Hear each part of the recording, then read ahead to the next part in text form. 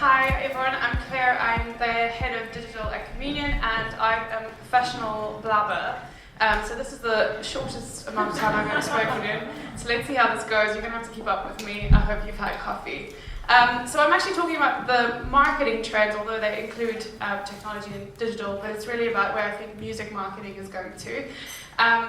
This is the agenda, which is going to go so fast you won't even know what I covered, so keep up. So the first thing we'll talk about is influencers. I really love talking about influencers, and a couple of people have already touched on that today, or yesterday rather. The key one that everyone knows very well is who has the top YouTube channel. It's obviously not a musician, but it's this very famous guy called PewDiePie. I think a lot has been said about PewDiePie, but there's actually a whole range of influencers across YouTube, from the size of PewDiePie, but right down to your kind of emerging YouTubers who would be covering anything from music to cooking to events to vlogging their daily happenings to whatever it might be, whatever you're interested in. There is an influencer on YouTube and other platforms that are there, and it's about making sure that you kind of know who your local influencers are, the up and coming ones, and seeing if you can collaborate with them. And it's really not just on YouTube. There's actually influencers across all platforms. So this is a picture of a very famous person called Ida Frosk on Instagram. She's Norwegian, and this is a picture that she did of Susan Sandford, who's also a very famous Norwegian singer, and it was a great collaboration where she just did a portrait of her. Ida Frosk actually has about 10 to 20 times more followers on Instagram than Susan Sandford, but it was a really nice collaboration where obviously she did the portrait and then a whole bunch of their followers went through to Susan Sandford's Instagram account. So a great way to collaborate. Ida Frost normally does things like this. I'm not asking every artist to become like a professional food plate artist on Instagram or have to vlog every moment of every day of their life. It's just about finding really great ways of collaborating and making sure that that boosts your accounts rather than you trying to be an artist and a vlogger and a food artist and. There's also really famous people on Vine. This guy, Jerome Jar, not this guy, but this guy, Jerome Jar, actually was the official announce that Zoolander 2 was coming out. Jerome Jar is got a lot of followers on Vine and has actually moved a lot to Snapchat as well. And he's found great ways of collaborating with artists that are very innovative, as you can tell. That is about as good as it gets. You've got 6 seconds on Vine, so it really doesn't have to be insane amounts of like creative content. It can just be something really, really simple that calls to what he's famous for, which is going up to people randomly in public and doing crazy things to them. And that is a great, great way of collaborating with musicians to boost your social following. For, something like this would probably get more attention than being interviewed by one of the top music mags.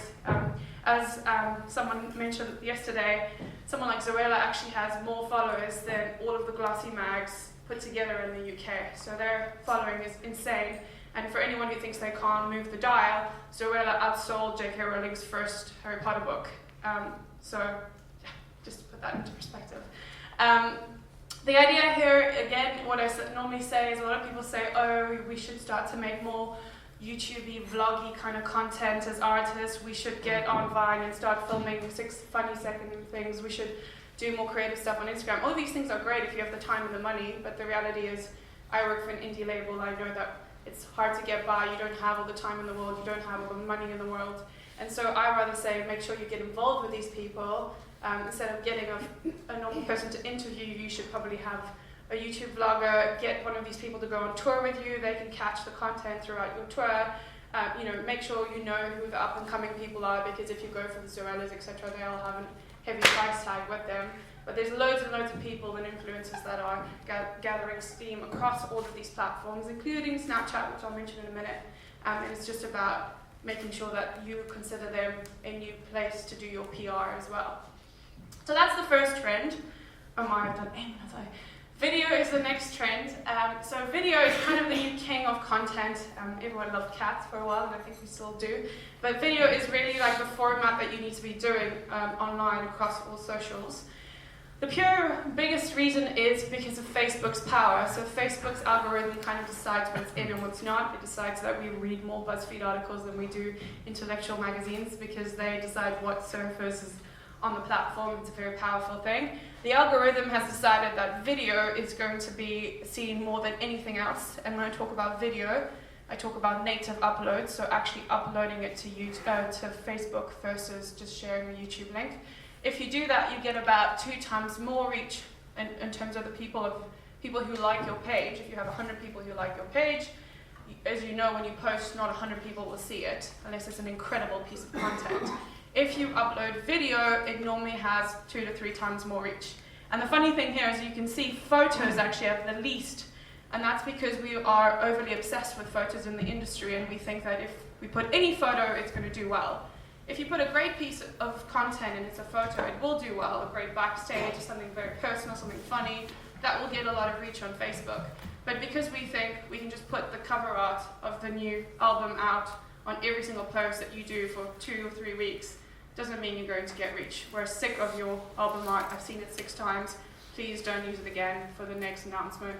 It is not content. Okay, so just about definitely making sure that you invest in making creative content, and if you can, in video content.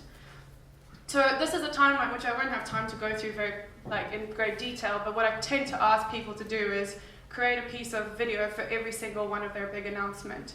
If you're going on tour, create a tour video, tour announcement video. If you're doing an album, do a album teaser. If you know, anything at all, a competition, whatever it might be, you want to create a piece of video content for it. Doesn't mean you have to pay someone a lot of money to do it. There are a lot of cheap apps out there, such as the Instagram apps, such as Hyperlapse or Boomerang, both really great creative tools that you can use for free to create really easy pieces of content. So Hyperlapse is purely to speed video up. If you record anything and speed it up and put a filter on it, it looks a lot sexier than it usually does. So a simple thing like you're announcing a tour and you just write it on a piece of paper and then run around like looking excited, and then you speed it up and put a filter on it, it just is going to look a lot better. And then you can make sure that you push that out on Instagram if you want, although Instagram, still funnily enough, is better with pictures, I still think. And then definitely on Facebook as a native upload, and then Twitter's also got native upload now, which you should definitely do as well.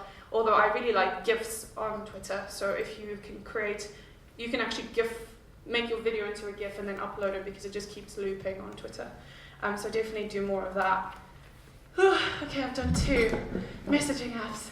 So messaging apps are really, really, really, really exciting. I think this is kind of the future of where we're moving to. I touched about it a lot. I actually tried to get as much of the content as I could in the panel, so I cheated. So I'm just going to touch upon some of the points that I mentioned there. The first thing that's incredibly scary is how big they've gotten so quickly. We kind of just woke up one day and all of a sudden Facebook was buying WhatsApp for a crazy amount of money, and we all went what just happened? What? 13 billion or something, however much it was, I can't remember. You just kind of where, what, how did this get here? It's just the thing that I used to talk to all my overseas friends on, and now it's the biggest thing ever. So they've grown at exceptional speed. Both of these apps are owned by Facebook. Facebook has different strategies for both of them.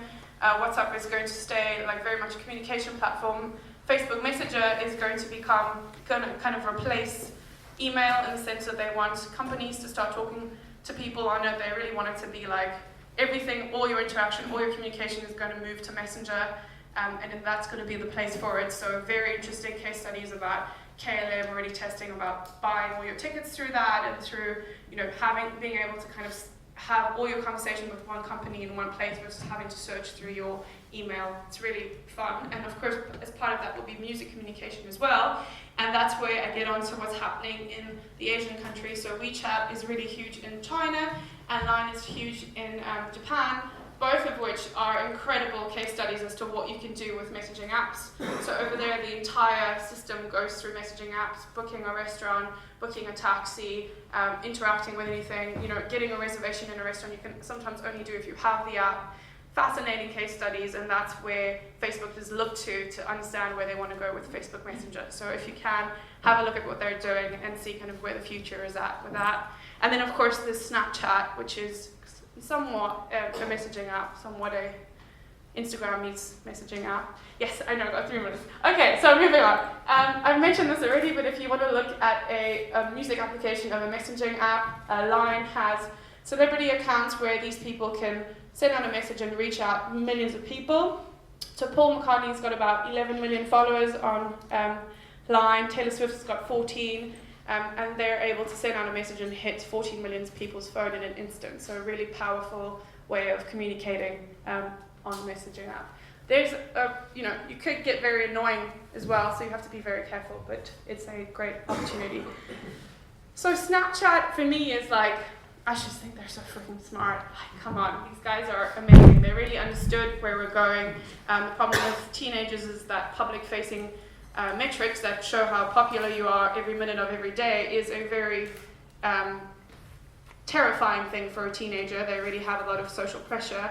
And the fact that you have to worry about how many likes you get on Instagram, how many likes you get on Facebook, etc. all the time, it was really, really hurtful for them. So they moved to Snapchat where they could kind of share their day-to-day lives, but it could vanish. So if they wanted to reinvent themselves constantly, they could. And no one had to see how popular they were on a constant basis. And that's why it's so incredibly popular. And also because it's a really hard thing to get, so their parents don't really understand where to swipe and what to do. And that was great because it was their thing. So Snapchat, a lot of exciting marketing going through that. I would love to show you some case studies, but I'm going to go to the next thing. Online advertising. Okay, to do that in a minute. So online advertising is incredibly exciting, especially what we can do with retargeting and segmenting and making sure that we don't speak to fans all in the same language.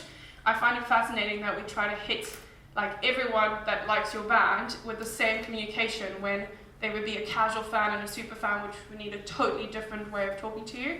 And that's why things like retargeting and using emails can become very powerful. So if you've heard of remarketing or retargeting in cookies, if you don't know what that is, the way it is you go to a website and then you go to Facebook and you see the same thing. That's retargeting. And there's many ways of doing it, but one of the key ways to do it is to wrap links in a smart way. And my favorite company for that is a company called Linkfire. You can take a link, you can wrap it, you can get a short link, and when people click on it, instead of having a link for iTunes, a link for Spotify, a link for Deezer, you can actually have every single link and every single provider in one link. And then people click on it and then they're asked where they want to shop, and then they get to decide.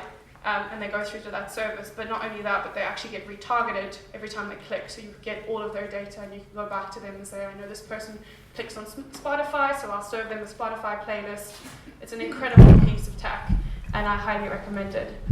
And it can look different I am out of time. It looks different in every country, and I think I didn't get to do streaming, but thank you very much.